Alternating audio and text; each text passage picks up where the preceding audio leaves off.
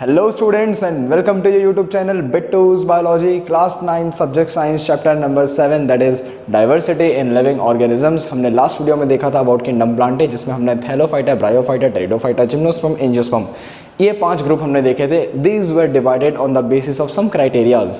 कुछ क्लासिफिकेशन के क्राइटेरियाज होते हैं, कैरेक्टरिस्टिक फीचर्स होते हैं। In this video we are going to talk about in detail about all those characteristic features.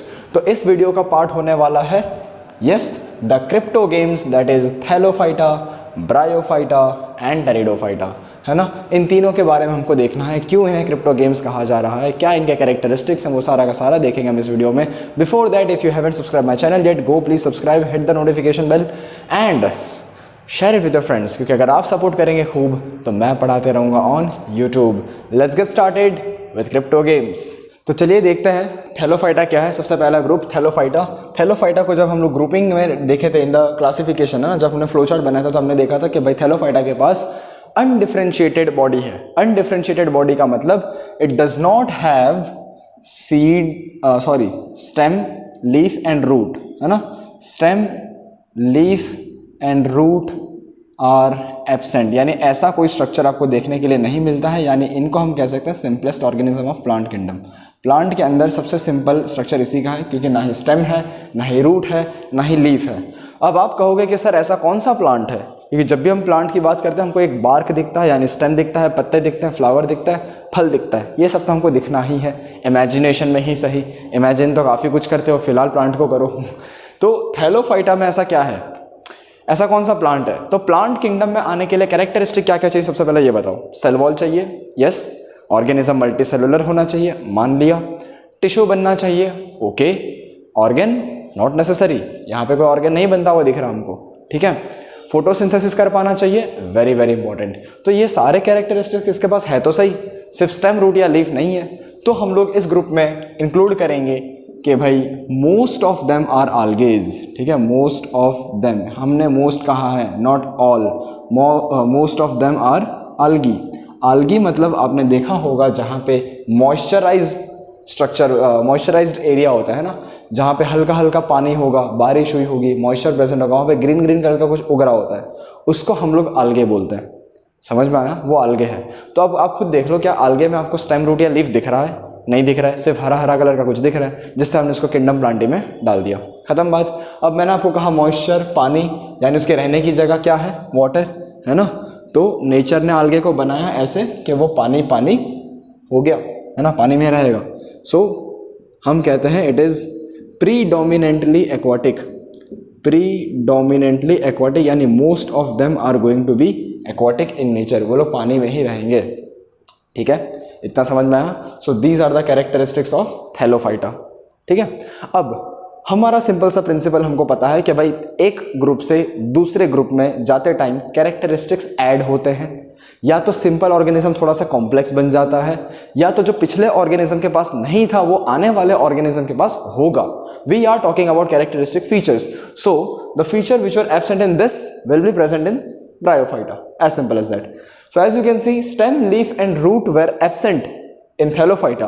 So stem, root and leaf like structures are going to be present in bryophyta. Very good. So let's write over here stem, root and leaf like structures. Now this is important. Why I have wrote stem, root and leaf like structure are present and not exactly they are present. अब जो मैंने ये English में कह दिया या कहने की कोशिश की, उसका मतलब क्या था समझो। स्टेम जैसा, रूट के जैसा या लीफ के जैसा स्ट्रक्चर है, एग्जैक्टली वो प्रेजेंट नहीं है। Understood? In thallophyta stem, leaf and root are absent. In bryophyta stem, root and leaf like structures are present. Like structure और ओरिजिनल स्ट्रक्चर में क्या फर्क है? एक एग्जांपल देता हूं, समझो। For example, some girl is telling me Vishal I love you but as a friend. वही बात हो गई, तुम मुझे पसंद तो हो लेकिन दोस्त की तरह, है ना। तो वैसे ही स्टेम, रूट एंड लीफ तो है लेकिन उसके जैसा स्ट्रक्चर है, वो एग्जैक्टली डेवलप अभी हुआ नहीं है। कट गया? आओ मजे लेते हैं। ठीक है। तो stem, root and leaf like structure are present. आगे क्या देखेंगे, यहाँ पे they were predominantly aquatic.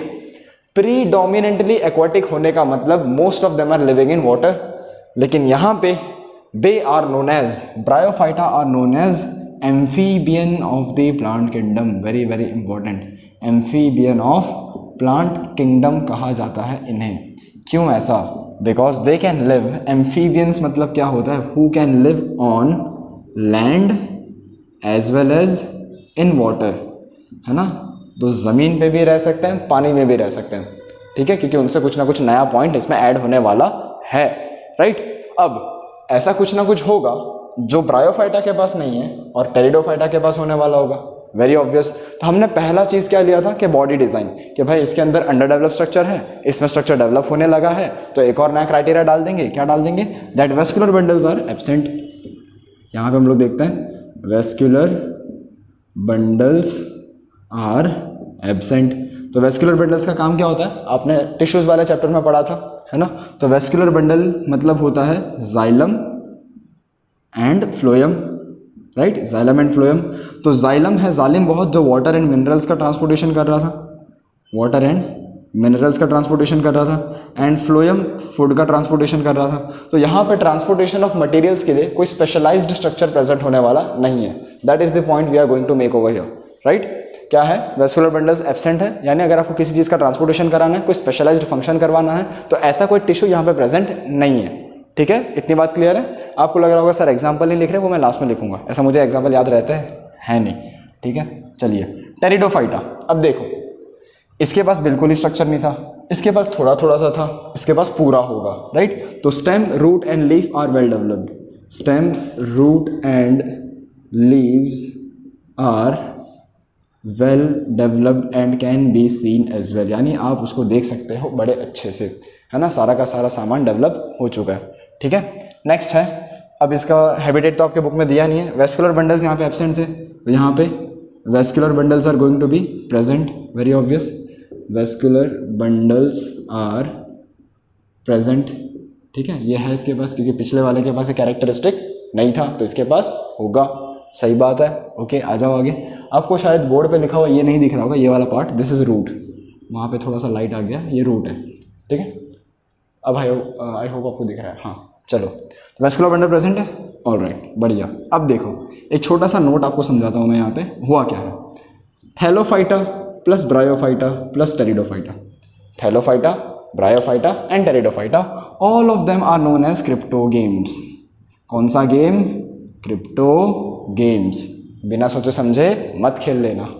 Crypto का मतलब होता है हिडन, क्रिप्टो का मतलब क्या होता है? हिडन, छुपा हुआ। गेम्स का मतलब होता है यहाँ पे रिप्रोडक्टिव ऑर्गन, यानी इनके जो रिप्रोडक्टिव ऑर्गन्स है शायद इतने ज़्यादा अंडर डेवलप्ड है कि आपको दिखेंगे ही नहीं। Okay, reproductive organs are so under developed, so hidden that you are not able to see them as a specialised organ. तो यहाँ पे कोई रिप्रोडक्टिव ऑर्गन का प्रेजेंस नहीं है। अगर रिप्रोडक्टिव ऑर्गन नहीं तो सीड भी नहीं बनेगा। So these plants do not bear seed. Thallophyta, bryophyta, pteridophyta are known as seedless plant. इनके पास कोई सीड नहीं होता, इसके लिए इसको बोला जाता है क्रिप्टो गेम्स। ठीक है, क्रिप्टो गेम्स के लिए एक और मस्त टिपिकल सा वर्ड यूज किया आपके बुक में, इनकॉन्स्पिक्यूअस। इनकॉन्स्पिक्यूअस, ठीक है, इनकॉन्स्पिक्यूअस का भी मतलब यही होता है हिडन, छुपा हुआ। ठीक है, तो इनकॉन्स्पिक्यूअस है इनके रिप्रोडक्टिव ऑर्गन जो आपको दिखने वाले बाहर से नहीं है। So they all of them are seedless plant. यहाँ पे कोई भी सीड होने वाला नहीं है। Let's talk about the examples. Thallophyta के एग्जांपल में देख लो, मोस्ट ऑफ आल्गी तो रहने ही वाला है। ठीक है, और क्या आ जाएगा यहाँ पे? उल्वा, उलोथ्रिक्स, क्लैडोफोरा, इसकी स्पेलिंग में हर बार गलत लिखता हूँ, इस बार सही लिखेंगे, क्लैडोफोरा एंड स्पाइरोगाइरा। ठीक है, और कारा भी था। चलिए, इतने एग्जाम्पल आपके बुक में दिए तो आपको पढ़ना तो पड़ेगा ही। ओके, स्पाइरोगाइरा का अगर आप डायग्राम देखोगे जो आपके टेक्स्ट बुक में दिया हुआ है, स्पाइरोगाइरा के डायग्राम में 5 चीज़ें लेबल की हुई हैं in the NCERT text book. We are talking on the NCERT level, है ना। हम बहुत बेसिक सीख रहे हैं अभी, हम कोई ओलंपियाड या एनटीएससी लेवल का फाउंडेशन कोर्स नहीं करवा रहे। ठीक है, यानी मैं नहीं करवा रहा उतना हाई। पहले बेसिक सीख जाओ, उसके बाद देखेंगे। अगर मैं और ज़्यादा डिसिप्लिन हो जाऊँ, मुझे ऐसा लगे कि ओहो सब कुछ पढ़ा दिया अब क्या कर रहे हैं, तो हम लोग फाउंडेशन कोर्स में घुसेंगे। तब तक लेट्स नॉट डू इट, है ना। चलिए, तो स्पाइरोगाइरा में दिया है सबसे ऊपर सेल वॉल। डायग्राम अगर आप आपके टेक्स्ट बुक में देखोगे तो सबसे ऊपर सेल वॉल दिया है। सेल वॉल का काम आपको पता है क्या है? प्रोटेक्शन है। सेल का जो साइज है वो मेंटेन करके रखेगा, उसको शेप देगा, ये सब करेगा। वो सेलुलोज का बना होता है। उसके अगर नीचे आओगे तो क्लोरोप्लास्ट दिया है। क्लोरोप्लास्ट क्या होगा? प्लांट किंगडम है। क्लोरोप्लास्ट में क्या होगा, क्लोरोफिल, एक ग्रीन कलर का पिगमेंट जो सनलाइट को ट्रैप करेगा, तो क्या कर लेगा, फोटोसिंथेसिस, इतना भी खत्म हो गया। उसके नीचे उतरेगा तो पायरेनॉइड्स करके एक स्ट्रक्चर दिया है, वो मैं बाद में डिस्कस करता हूँ। उसके नीचे साइटोप्लाज्म है और न्यूक्लियस है। Nucleus is the brain of the cell, जो उसको सारे के सारे फंक्शन करवाएगा। और साइटोप्लाज्म क्या है, फ्लूइड मटेरियल जो किसी भी सेल के ऑर्गेनेल्स को पकड़ के रखेगा, and it will also provide a medium for chemical reaction to occur. इतना हमने देखा है सेल वाले चैप्टर में, राइट। यहाँ पे हम लोग देखते हैं पायरेनॉइड्स। पायरेनॉइड्स हैं स्पाइरोगायरा के अंदर, पायरेनॉइड्स के दो फंक्शन है बेटा। First function is stores the food, जो फूड बना दिया है उसको स्टोर करेगा। दूसरा काम है उसका कैप्चर्स द कार्बन, खत्म बात, कैप्चर्स द कार्बन, फूड बनाने के लिए जो ज़रूरी है वो, और फूड बनने के बाद जो स्टोर करेगा वो। ये दोनों काम हो गया पायरेनॉइड्स का, समझ गए। तो क्योंकि आपके बुक में दिया था इसके लिए भी मैंने ये बताया, वरना इतना इंपॉर्टेंट तो नहीं है। ब्रायोफाइटा की बात कर लेते हैं, इसके एग्जाम्पल्स हैं। इसके एग्जाम्पल में दिया है रिक्शिया, है ना, रिक्शिया वाला, ओके, रिक्शिया, मर्शेंटिया एंड फ्यूनेरिया, ये इसका एग्जाम्पल्स हैं। टेरिडोफाइटा के एग्जाम्पल में है फर्न्स, मार्सेलिया, हाँ मार्सेलिया भी है, और एक क्या है, मार्सेलिया फर्न, ओके दो ही है, एंड हॉर्सटेल्स, यस, घोड़े की पूंछ है ना, horsetails. So these are the examples of all this group. अब ये एग्जाम्पल लिखना क्यों ज़रूरी है ये भी समझते जाओ।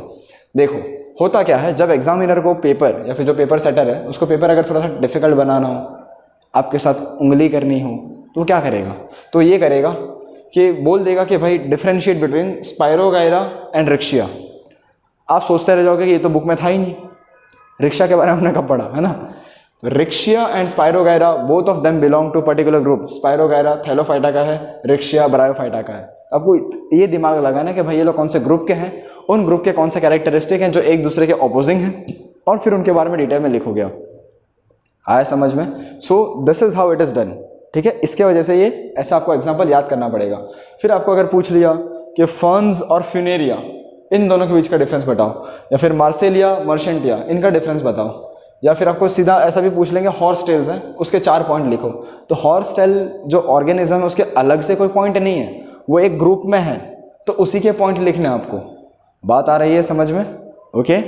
सो इसके लिए आपको एग्जाम्पल याद करना थोड़ा सा ज़रूरी हो जाता है कि भाई आपको पता चलना चाहिए कि कौन सा ऑर्गेनिज्म कौन से ग्रुप को बिलोंग करता है। एटलीस्ट 2 एग्जाम्पल आपको पता होना चाहिए, राइट। सो बोर्ड भर चुका है, you can take the screenshot for the notes.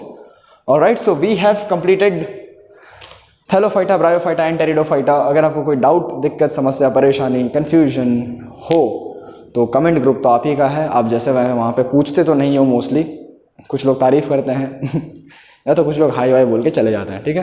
फिर भी अगर आपको कुछ हो तो पूछ लेना ज़रूर, right. I will try my best to explain you over there as well. Thank you so much for watching the video, share it with your friends, let's meet in another one.